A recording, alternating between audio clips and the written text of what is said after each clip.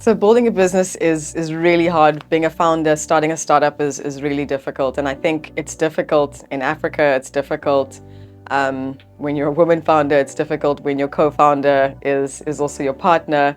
And it's difficult when the concept that you are building is a complete innovation in a market. And so you have to think about not just selling, but about education as well, and educating people about what it is that you do and how it works. And so if I think about the challenges, they're connected to how all of these things are hard. So on the one hand, it was challenging just figuring out what the platform should look like. We had very little to model it on except for sort of ride sharing and other industries. So building it was pretty tough. Working with women who face a lot of challenges in their daily lives was difficult. And the experience felt like onboarding a Sweepstar onto the platform, and then she doesn't have a bank account. So you have to help her open up a bank account. And then her getting her first booking and loving that experience, but then not having ever had to read a map before on her phone. So showing her how to do that. Other challenges related to, I think, working with your partner.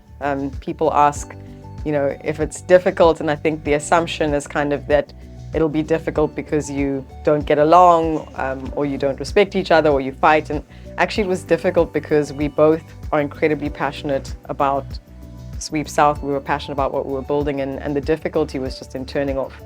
There was no one at home at the end of the day to say, like, let's close the laptops and take a break. It was basically the experience of both of us just going, yeah, of course you have to keep on working because we know that we have so much more to build. And an example of that, which I often share, that kind of illustrates it, is that I had our second child in 2016, and I was in the office, heavily pregnant, went into labor, tried to sort of delay going to the hospital because I had work to do.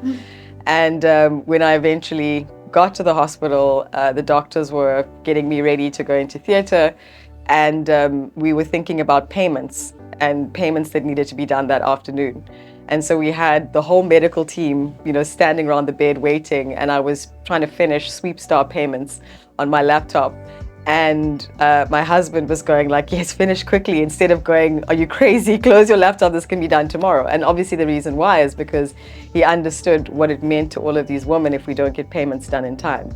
But you do have this sort of tension between, caring for someone as an individual and then caring for the thing that you're trying to build together.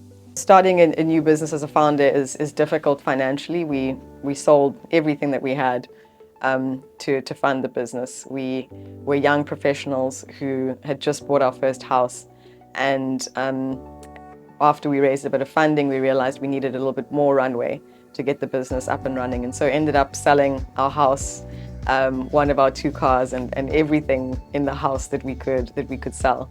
And so just having to start from scratch and take that level of risk as a family where there isn't a fallback. One partner who has an employed job as an employee was also really, really difficult, and a big, not just financial, but just a mental strain on both of us.